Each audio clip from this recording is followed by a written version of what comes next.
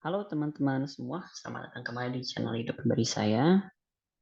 Di video kali ini saya akan bahas tentang pop-up box ya.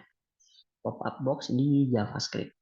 Sebetulnya kalau teman-teman ingat dan sudah lihat di playlist JavaScript saya di video sebelumnya, saya udah familiar atau sering banget pakai alert ya di JavaScript gitu. Nah, alert ini adalah bagian dari pop-up box. Nah, cuman dalam pop-up box ini tidak hanya alert saja, tapi ada tiga.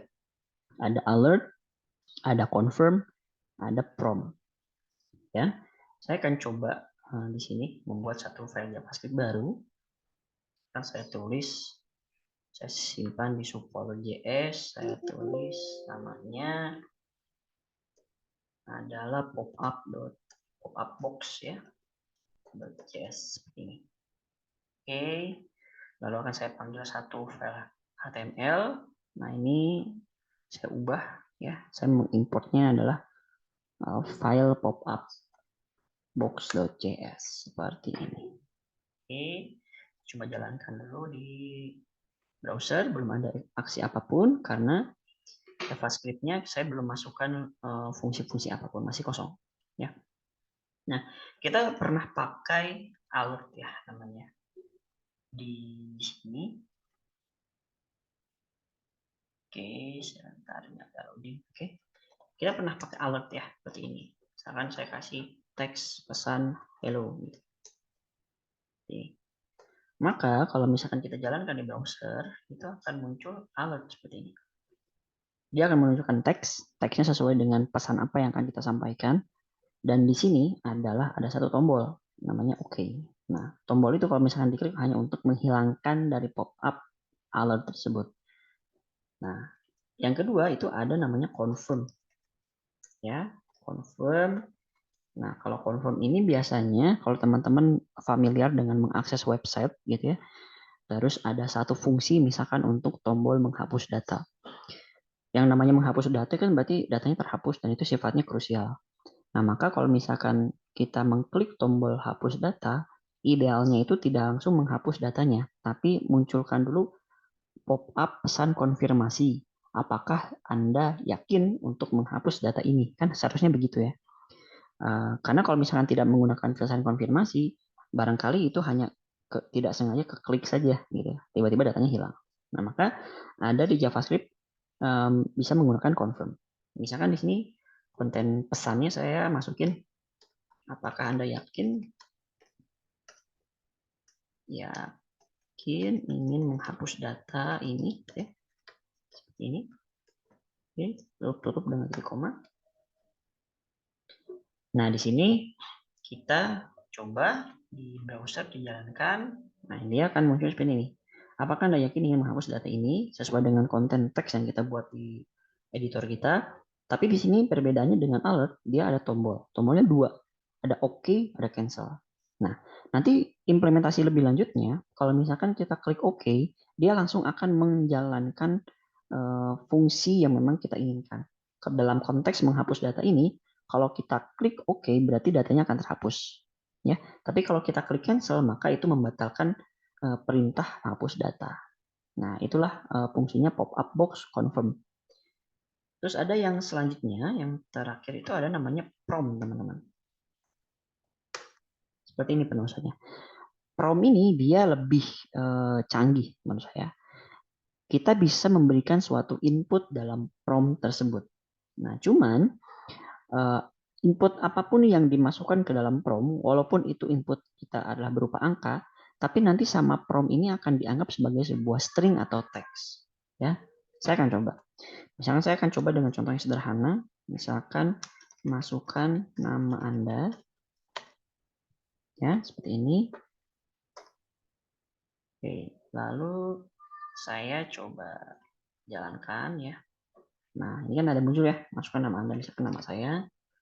Oke, nah hanya itu saja saat ini. Tapi saya pengen ada improvisasi nih, misalkan ya. Kalau kita lihat tentang materi operator kan di situ ada tentang menjumlahkan angka ya. Saya akan buka file saya tentang operator. Nah ini ada ya, ada variabel angka dan ada kalkulasi. Nah, saya akan coba buat untuk melakukan kalkulasi. Tapi kalau di sini kan angkanya itu dibuat statis ya, artinya kita tidak bisa mengubah secara dinamis, tapi harus mengubahnya itu dari kode programnya. Saya pengen variabel angka ini kita ambilnya dari prompt. Ya, saya coba kopas dulu. Saya coba di sini. Nah, variabel angka ini saya pengen dinamis. Jadi angkanya bisa beda-beda gimana user gitu ya. Nah, maka di sini kita bikin variabel angka atau nama variabelnya bebas sama dengan kita masukkan prompt. Seperti ini ya. Nah, di sini kita masukkan misalkan pesannya masukkan angka pertama titik koma, ini pun juga sama prompt masukkan angka kedua seperti titik koma juga. Oke, selanjutnya saya akan bikin variabel untuk melakukan kalkulasi sederhana. Misalkan saya pengen menjumlahkan saja gitu ya. Berarti angka 1 plus angka 2. Ini ya. Lalu saya pengen hasil kalkulasinya itu dimunculkan dalam bentuk alert. Maka di sini kita tulis alert dalam kurung, kita masukkan teksnya. Hasil kalkulasi adalah ya seperti ini, kasih plus panggil variabel hasil. Seperti ini ya. Kita akan coba di browser kita. Saya coba refresh. Muncul prompt yang pertama, minta angka pertama. Ya, misalkan 10. Bisa klik enter atau klik OK. Angka kedua misalkan 30. Oke. Nah, teman-teman bisa lihat hasil kalkulasi adalah 1030 atau 1030. Apakah ini benar? Tentu salah ya. Tadi kita masukin yang pertama adalah 10, yang kedua adalah 30. Artinya kalau kita melihat dari logik yang kita buat dalam bentuk penjumlahan, artinya kan harusnya hasilnya adalah 40. Namun di prompt di alert ini kita munculnya malah 1030. Kenapa? Nah, ini yang tadi di awal saya sebutkan bahwa setiap input yang masuk dari prompt itu akan dianggap sebagai string, sebagai teks. Walaupun yang saya masukkan itu adalah berupa angka. Cuman karena inputnya itu dari prompt, maka kita dianggapnya itu sebagai teks. Makanya fungsi penggabungan di sini bukanlah suatu kalkulasi, melainkan menggabungkan variabel angka 1, angka 2. 10 dan 30 digabungkan bukan menjadi 40, namun menjadi 1030. Ya, sampai sini mudah-mudahan teman-teman bisa pahami. Nah, sekarang bagaimana biar kita bisa mendapatkan hasil yang sesungguhnya dari suatu perhitungan? Maka kita harus mengkonversi input yang datangnya dari prompt ini, karena dia menganggap semua input yang masuk itu berupa string atau teks, maka kita ubah dari string itu menjadi number atau integer. Caranya, di bagian variabel hasil ini kita tuliskan perintah seperti ini, parse int, ini ya, parse integer. Kita kasih kurung tutup. Terus di sini pun juga sama, parse integer. Oke. Ya. Maka di sini kita coba buat mengconvert ya input variabel angka 1 itu menjadi number, sehingga nanti kalau misalkan dijumlahkan itu bukan menjadi karakter yang digabung seperti string, tapi dia akan menjumlahkan penjumlahan seperti number ya. Oke, kita sekarang coba kita refresh kembali ini ya biar diulang. Kita akan masukkan angka yang sama 10 misalkan, ditambah angka keduanya adalah 30. Oke. Nah, muncul hasil yang sebenarnya 40. Ya, berarti sekarang kita sudah benar. Atau misalkan kita coba dengan cara yang lebih atau angka yang lebih besar ya. Misalkan di sini 300, 200, 2000 misalkan boleh. Lalu di sini 4500. Oke, munculnya adalah 6500. Nah, di sini berarti operasi kita dalam melakukan kalkulasi dengan mengambil variabel angkanya dari prompt itu sudah benar, teman-teman.